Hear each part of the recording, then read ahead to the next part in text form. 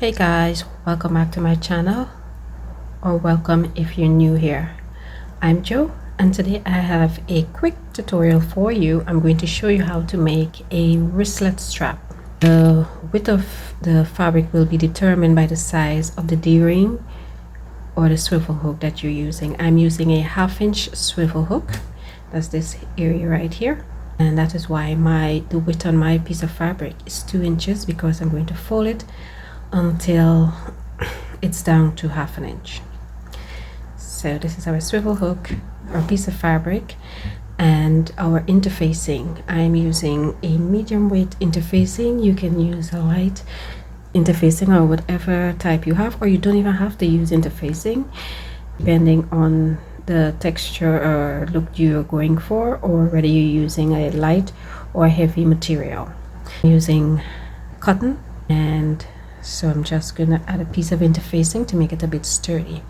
Now my interfacing is 2 inches wide by 11 inches long. It's 1 inch shorter than my fabric piece, so that when I'm ready to fold the ends here, it won't be so bulky. First thing we're going to do is we're going to place your fabric wrong side up, whichever is the wrong side.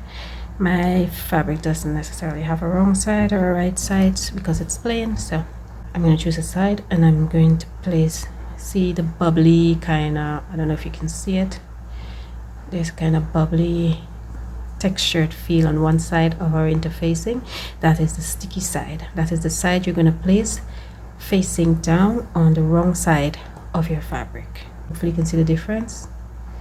This is the outside, and this is the sticky side, or the bubbly side, or shiny.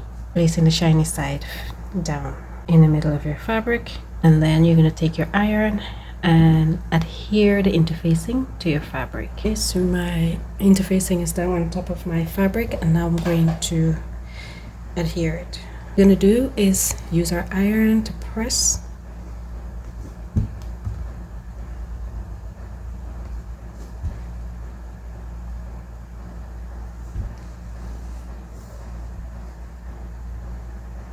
I'm going from the middle out towards the end.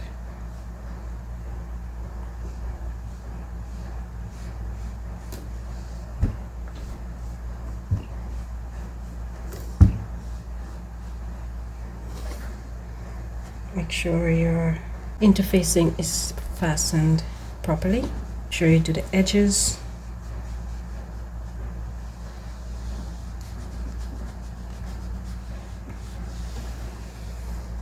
That looks pretty good. Just a little bit more here, and we turn it over and give it a go.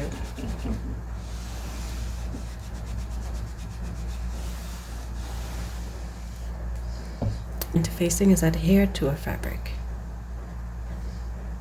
We want to find the center of our piece. We'll bring one end to the other, like this. Just finger press it all the way out to the end, like that.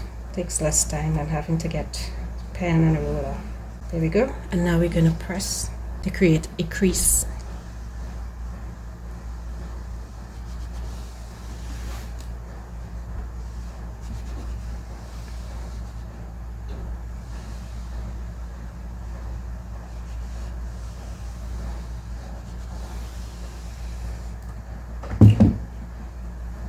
Like this.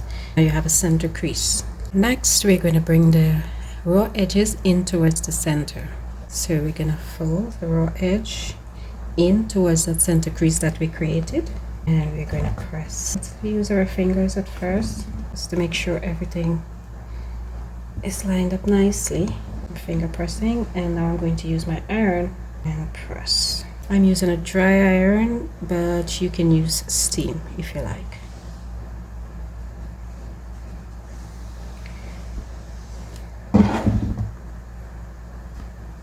You do the same for the other side.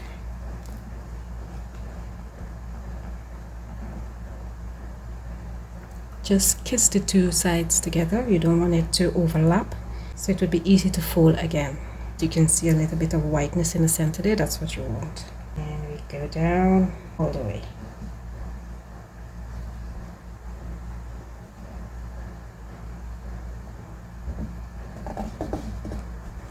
I'm going to press. Just be careful with your fingers and the iron so that you don't burn yourself.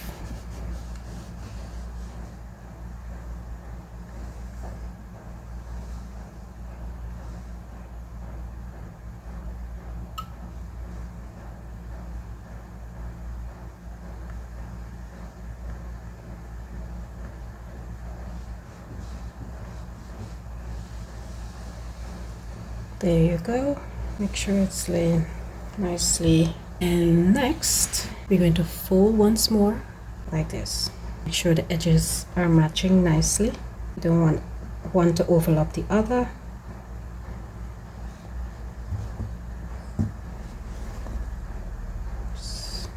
There we go. Don't have to be perfect, but you can try.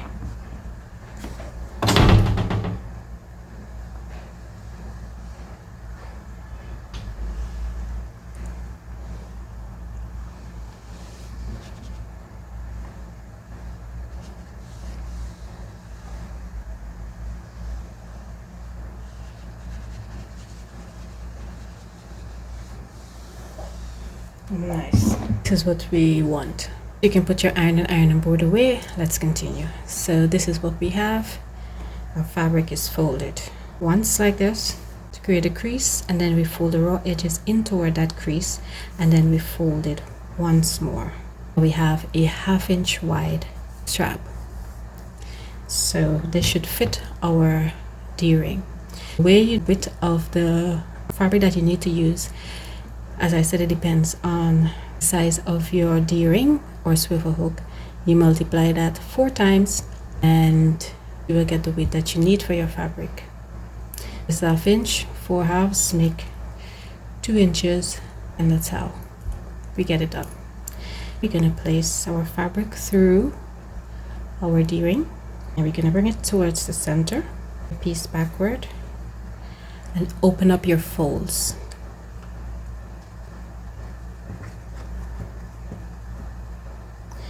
Make sure you're matching the raw edges. And now you can pin this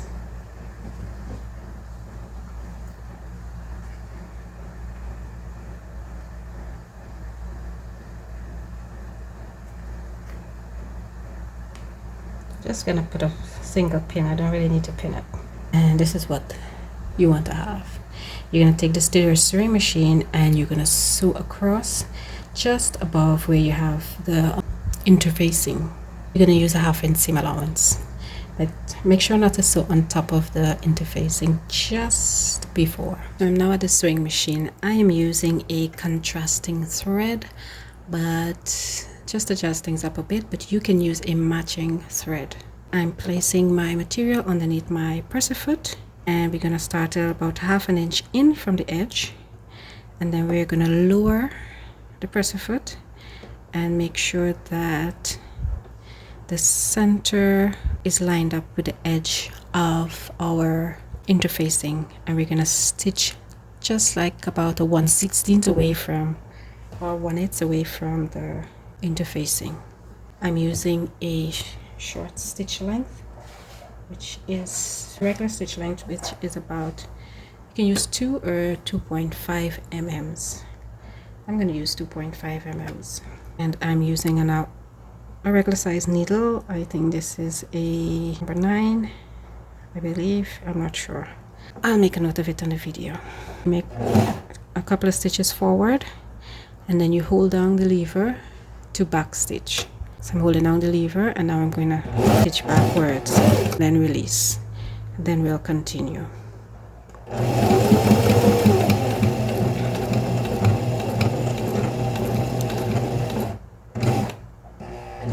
Just before you go over the fabric, you'll hold the lever down again and back stitch just a few stitches, and then you stitch all the way, and that's it.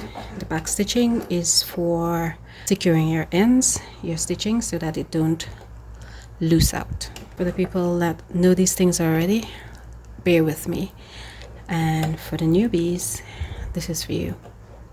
I'm really making this tutorial for the new people. Maybe they've never made or did any stitching or sewing before, and so I'm trying to give as much information as I possibly can. That's my stitching, just shy of the interfacing. So we're going to open our seam allowance with your finger, and now we're going to refold the way we had our material before. So we're going to have the center,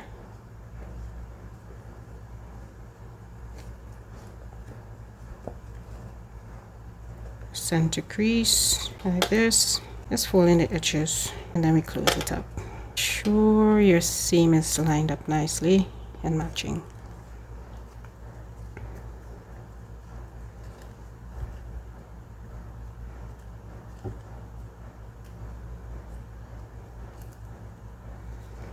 Just go around to make sure you close it up.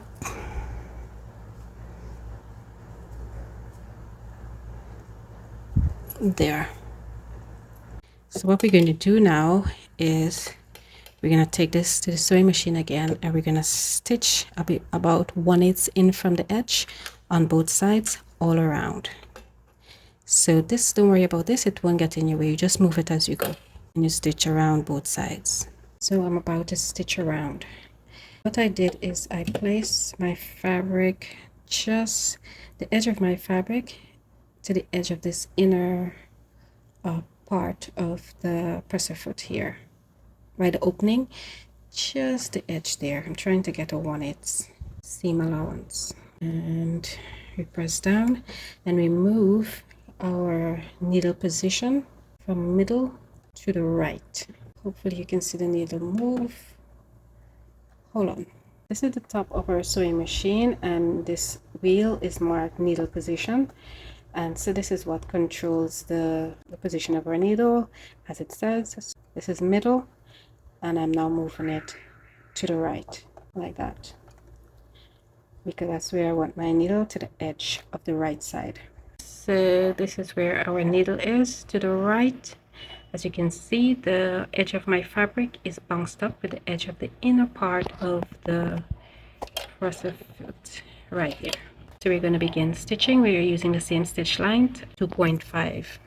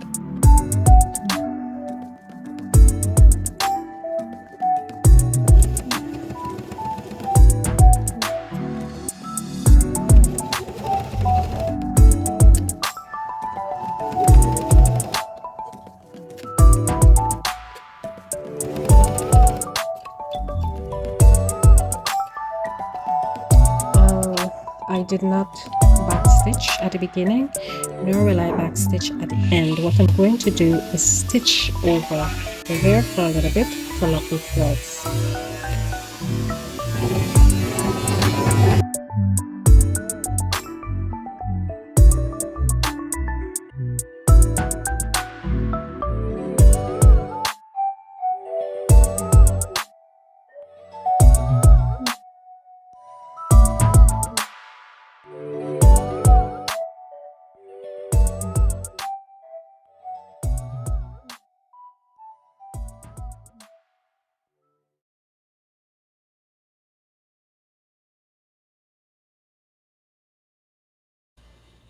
Now we're going to repeat for the other edge.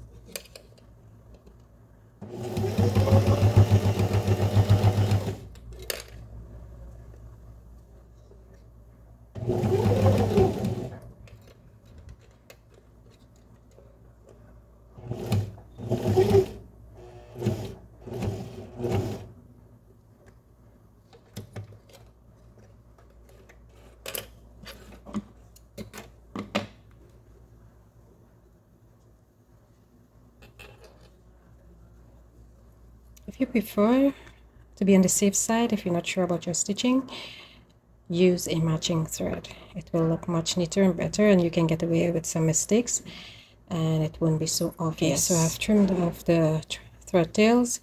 Now we're going to bring our swivel hook close to the seam and look around your stitching and decide which side looks better to you, and that will be the side that you will leave to the outside. My inside is kind of janky, so I'm gonna use this as the outside. So I'll have to turn this around, right? And now we're gonna bring this over and under. This will be the underside of our wristlet. This is what it will look like. Nicely done. What we're going to do, we're gonna stitch not inside of this seam. You have that option. You can choose to stitch inside of this seam, but I think that weakens the thread, so I'm not going to do that.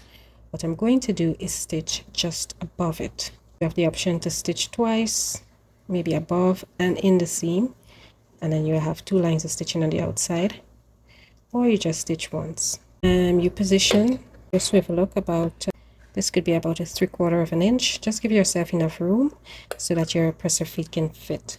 I'm going to take this back now and stitch it to finish. So make sure it's lined up neatly, and I'm going to position my needle. You know what, I'm going to leave my needle where it is. I'm going to position it in the center so I have a little more balance. As you can see, I moved my seam away from the center, and I'm going to lower. Make sure your material is directly underneath your presser foot so it doesn't go wavering backward or forward. So you can start in the center like that and lower your needle. It's a little thick in that area, so I'm going a bit of trouble lowering the needle. What I'm going to do is I'm going to use this to balance back, and I'm going to go backwards, start over here. There, so my presser foot is now balanced, and we're going to lower the feet, lower the needle into our fabric. I'm using the hand wheel because of the thickness. Maybe I should change my needle. It seems a bit dull. And now we're going to take our time and stitch across. What I'm going to do for the rest of this, I'm going to hand crank because material is a little too thick for my sewing machine.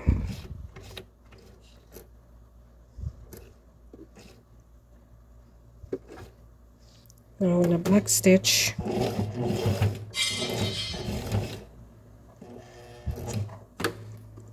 I'm being very careful.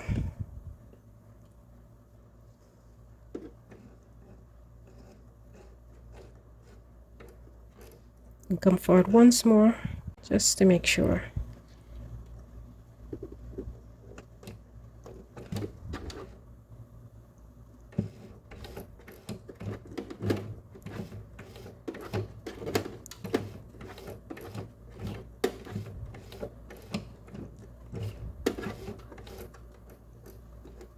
And this is where I sewed, just above the previous seam, and this will be the outside of our strap.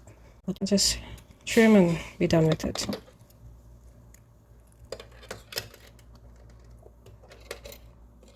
That's not so bad.